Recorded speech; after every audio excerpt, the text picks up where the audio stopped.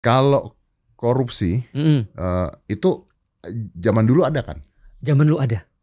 Di zaman Rasul ada. Nah, coba ceritain dan coba ceritain secara hukumnya apa tuh? Oke. Di zaman Rasul banyak sekali penyimpangan-penyimpangan, di zamannya Rasul banyak sekali melakukan sebuah perbuatan-perbuatan sistemik ataupun perbuatan-perbuatan individual untuk mencegah kecurangan-kecurangan terjadi. Oke. Karena kita tahu bahwasanya the higher the power, tend to corruption itu pasti lebih tinggi, higher juga. Nah maka Rasul misalnya mengatakan pada para sahabat yang diutus pergi ke satu wilayah, kamu pergi ke satu wilayah, ambil zakat mereka. Misalnya, lalu kemudian Rasul katakan jangan terima apapun dari mereka. Ada sahabat yang datang pada Rasulullah lalu berkata, ini zakatnya, ini untuk aku, ini bagiannya kamu, ini bagiannya aku. Rasul katakan enggak, sini. Dikatakan, lo enggak, ini penduduknya ngasih ke aku kok. Lalu Rasul balas nanya, mungkin enggak penduduk itu ngasih ke kamu kalau kamu enggak bertugas? Enggak, berarti itu bukan punya kamu. Berarti gratifikasi dinolkan kan gitu kan ya. Apalagi Rasul juga pernah mengatakan ketika pergi satu tempat tidak boleh menerima hadiah kalau sudah pejabat. Maka semua pejabat di dalam Islam itu nggak boleh terima hadiah, gratifikasi dalam bentuk apapun.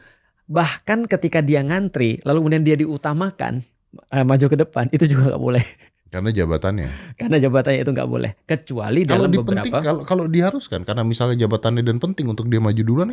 Kecuali ada alasan khusus. Kalau misalnya, ketika misalnya dia harus kemudian memberikan sambutan di depan, atau dia harus ngajar di depan, ya wajar dong kalau dia intinya alasannya yang kuat ya, bukan jabatannya ya. Makanya kadang-kadang aku juga agak-agak deg-degan dan merasa nggak etis ketika ada ustadz datang, silakan ustadz langsung maju ke depan. Itu juga pasti kan ustadz, maksudnya kan. Makanya kita merasa nggak etis. Tapi kan kita nolak juga.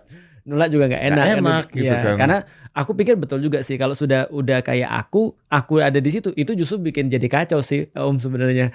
Orang minta foto lah, orang ngerubung lah, malah jadi maksudnya gitu. Karena kalau ada pertimbangan boleh. Kadang-kadang saya nih lagi kayak kemarin ke rumah sakit gitu, ke rumah sakit. Terus dapat spesial ya. Begitu nyampe si manajemennya mesti tunggu di ruangan ini aja deh. Ya, gitu. Karena ada pertimbangan tertentu. Saya ngomong nih Ustadz, demi Allah saya ngomong, nggak apa-apa saya di sini aja.